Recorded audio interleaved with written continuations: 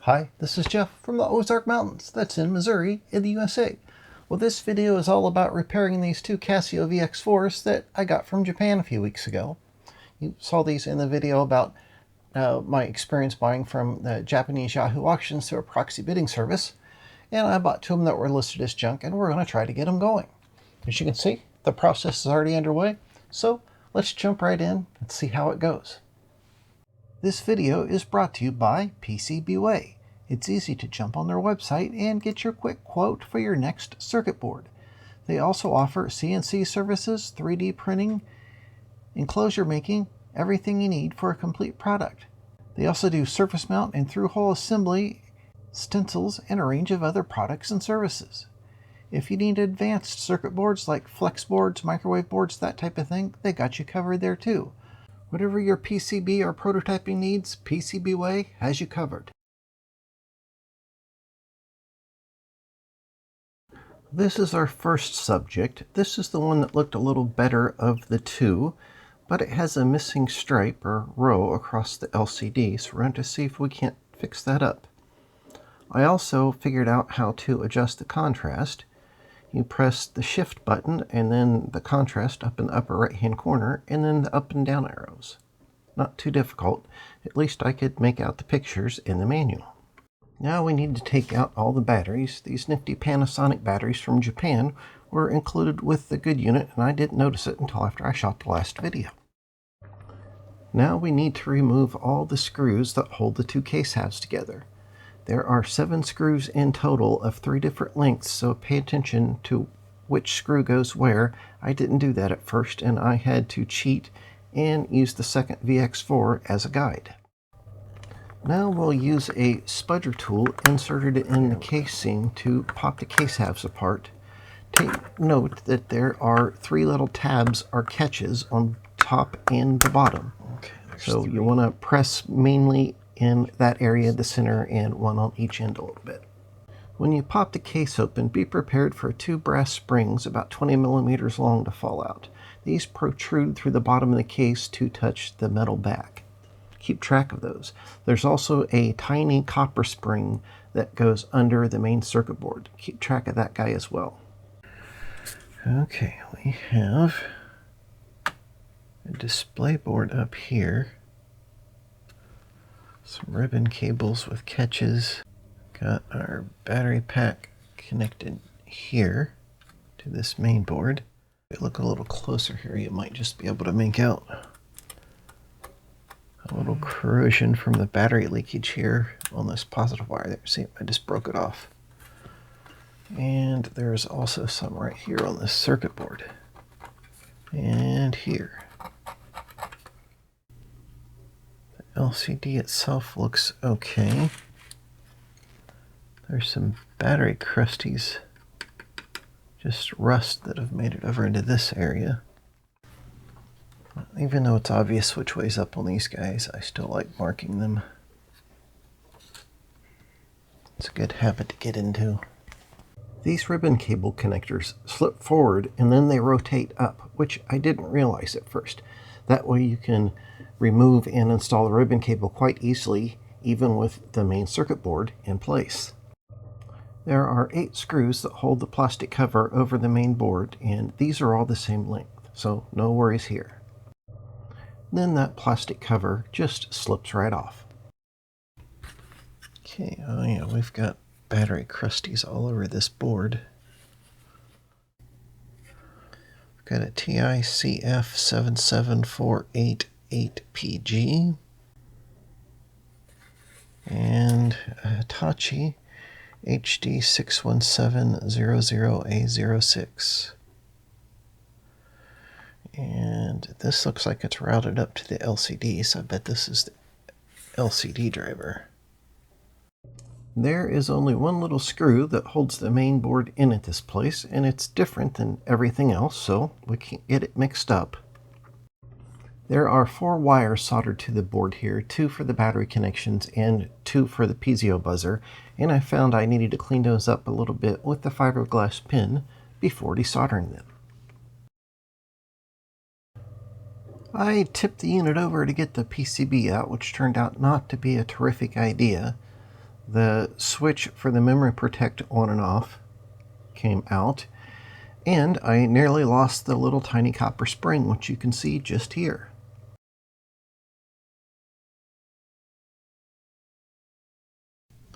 Okay, now we've switched to the bird's eye view. I'm just going to take some alcohol and an old toothbrush and try to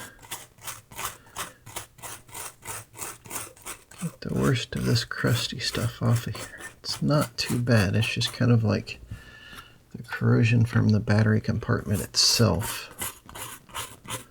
worked its way onto the board. I spent some time cleaning the main board up here, and the worst of it was these 4 test pads here and a couple of vias, and this test pad. You can see all the ones that I've turned silver, so I scratched those very slightly with the fiberglass brush, put some flux on there, and tinned them all. And did the same with the back on those vias, just to make sure they don't keep corroding. One interesting thing I noticed here is that it looks like you could put 2 different RAM chips on the back. So I will look those up, and it's got a couple different part numbers here, so maybe it was possible to have more RAM on this from the factory, and there are a couple jumpers here, and maybe that sets the RAM amount. That would be interesting, wouldn't it, to be able to pop a new chip on there and increase the RAM.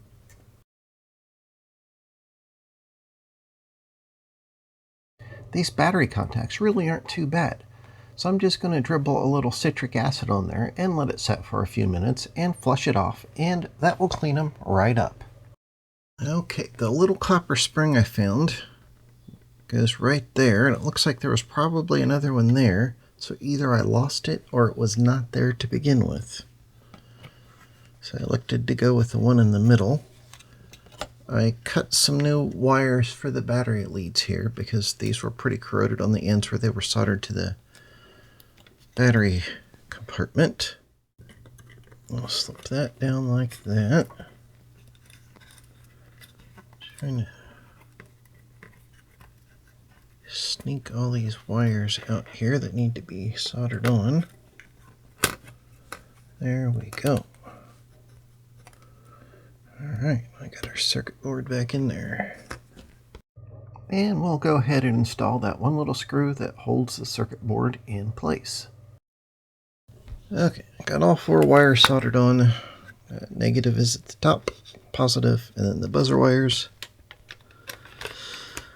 Cleaned up this plastic piece here. And that's what all these little guys went in, which were all the same.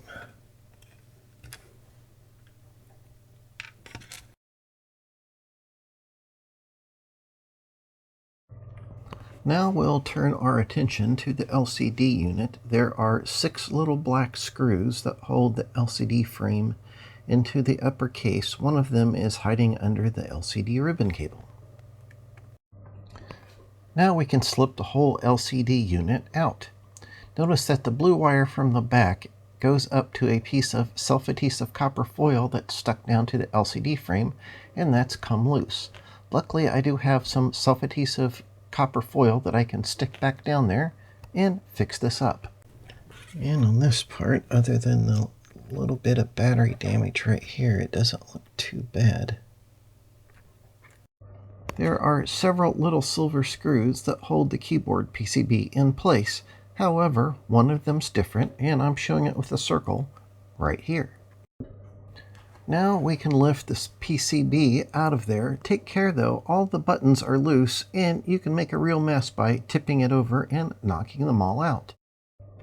I'll use an X-Acto knife here to start lifting up the corner of that sticker and then peel the whole thing off so I can access the entire circuit board underneath. Now I'll spend some time with a screwdriver and the fiberglass pin to clean up all of the corrosion. Now I'll apply a little citric acid to the areas that were corroded, which will help to neutralize any of the remaining alkaline electrolyte from the battery, and we'll let that set for several minutes and then flush that off.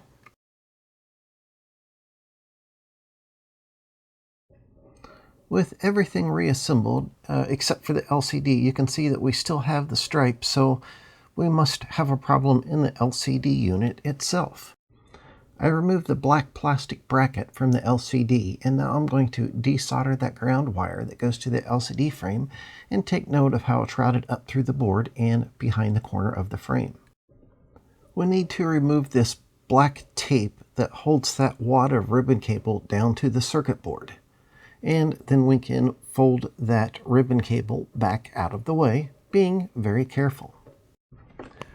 Now with a pair of small needle nose pliers, I'll straighten out the little tabs that hold the LCD frame in place, and then we can slip the frame off of the circuit board. Now we can carefully lift the LCD frame away from the circuit board, but be careful, there is also another ribbon cable underneath. After getting the LCD frame tilted out of the way, I noticed this big blob of corrosion right on this IC, which happens to be the row driver. So we'll have to get all that cleaned up and see if there's any broken traces. Little handheld shaky cam here. I cleaned up all that corrosion that was along this edge. You can see I had to use 3 little jumper wires to fix some breaks. And that got the missing stripe working, but I had 2 dim rows, and I finally found there was a short and 2 pins right here that I had to use some high power magnifications to see. But anyhow, the whole LCD is back now, but I want to put some sealant on this and then reassemble the whole thing and try it out before reassembling the calculator or the pocket computer. Now we need to fold the unit closed, minding the ribbon cables, and I did go back and create a map of the different screw links using the second VX4. Okay, we've got our battery cover on there, and I spent some time straightening this back cover out. These tabs right here were bent down, and I found the easiest way to bend this back up is with a flat blade screwdriver. Just twist it under there like that. You just have to be careful, don't go too crazy. And this fits on there much better now, just like it should. So we'll tighten these screws, and then we'll take a look at polishing that front bezel. And that's my dog moving the tripod.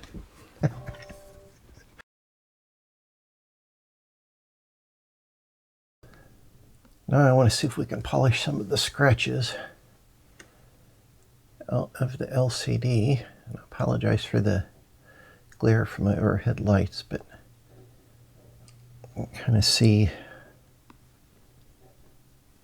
a number of fine scratches in this area. And for this, I'm going to use some Novus No. 2 fine scratch remover. And I've kind of taped up the area around it to make less of a mess.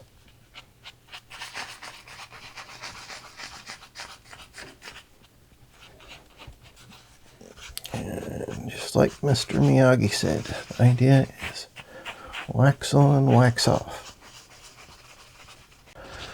Buff that till it's about dry.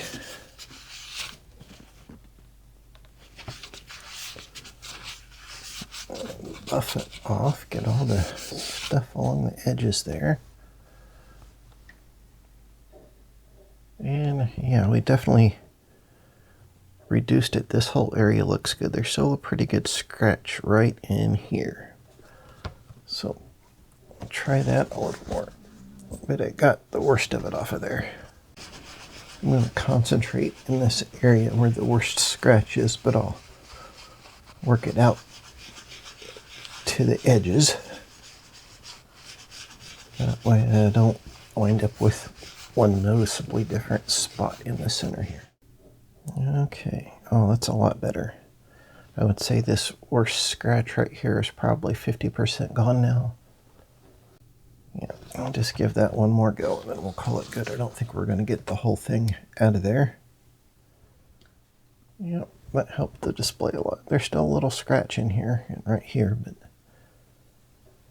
it greatly reduced it and it got rid of all the other fine scratches everywhere. Now the outer slip cover is kind of dull, so I wondered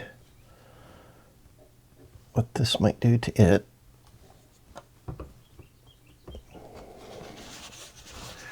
Figured it wouldn't hurt anything to give it a try. I did the old standard, put the tape on there to mark the treated from the untreated area. So I'll give this a polish and then we'll take a look at the result. Well, it might be a skosh shinier. It's not tremendously different, I don't think.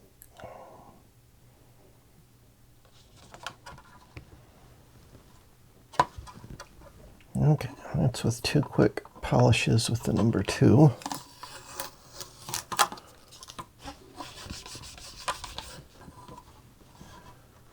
Well, you can definitely tell the difference, can't you? It surely did bring more of the shine back. So I tried the number 3, the heavy scratch remover, on this patch right here, and followed by 1 pass of the number 2. That certainly did bring it up better, but just look how much difference that makes. You can even feel it. So you want to go ahead and polish this up using the number 3 and then the number 2. Then you can follow that with the number 1. And then I'll have to take a little brush and get the stuff out of the cracks, but then that'll be all polished up and looking a lot better.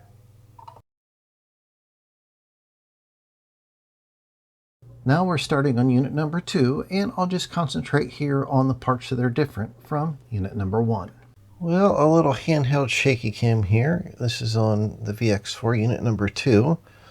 Surprisingly, the battery compartment cleaned up really well, except for here, so I'll have to see if I can find another shorting bar from another battery pack, but inside, all is well. No worries.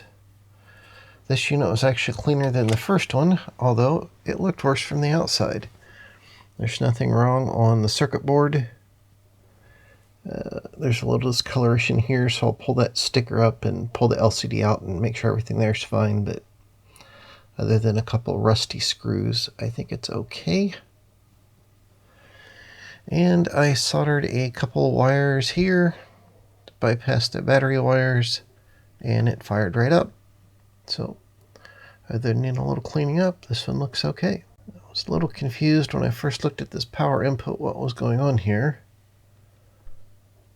But we have this SOT23 package here, which is a diode. This is some reverse voltage protection, reverse polarity protection. And this is a little 5-volt regulator here. So the positive lead goes through this diode and into the voltage regulator and get 5 volts out of the voltage regulator. So what I will do now is take this stuff apart and just check it, clean all the corrosion off of here, finish cleaning up the inside of the battery door here. I've already cleaned up the bottom of the case. I soaked out the springs in some citric acid and flush that with water. Need to replace this bar here, and I think we'll have this unit all fixed up. Well, the good news with this second VX4 is that the main board was just fine. There was no corrosion on it. So it just took just a tiny bit of cleaning. We had the one bad contact here on the battery box, but that wouldn't be too hard to fix. And the LCD was even fine on this, so no problem there. And once we got everything cleaned up, it fired right up. However, when I peeled this sticker off of the keyboard PCB, this is what I found, a giant corroded mess. Now I've cleaned this up a lot, and these little breaks like this aren't a big deal. Those are easy enough to fix. But we've got some broken vias, and if we look at the other side of this board, this is a printed carbon board. There's no copper on this side at all. So I'm not quite sure how to go about fixing this. You can see these vias have this weird kind of blue translucent coating on it, and I scraped that off of a good via, and it's hard to see under this magnification, but you can see the difference between the color of the copper and the via, and the via is actually a brass ferrule that's been pushed through the board and just barely flared out on the other side of the board. Then this was overprinted with carbon. You can kind of see that right here. And you can see just that little bit of that brass ferrule that's still in the hole right there, but it's not enough to try to solder to or anything like that. I do have some repair ferrules. These are made by Pace, and I've got some that came from China. These I watched eBay for a long time till I found some that were affordable. But you can see how small these guys are. And if we put it on the board here for comparison,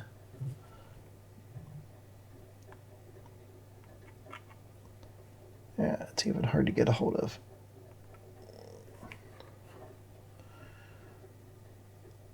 So the head of it is a little smaller than that, but the diameter is similar, and I've got a few other sizes of these. And then we have these repair circuit track segments. Once you find the right sized one, and you do something like, you cut out the right sized one, and it would go like that, and you can use it to repair the trace. Like this one's about the right size. So that's a possibility. I'm not sure how that would work connecting to the carbon on the bottom, maybe with some conductive ink or conductive paint or something like that. But I think that's a bit beyond the scope of this video. And I need to do a little more research into how these are made to have a better idea how I want to go about trying to fix it, or if I want to go about trying to fix it. This wasn't an expensive unit, like $15 or $20. So they're not that rare. I might not want to spend, a few days trying to repair all of these torn up traces, but let me know if you think that's something I should try and maybe do a video on. We can do like an extreme circuit board repair video. Try to repair all these missing segments and see if we can't get this keyboard working.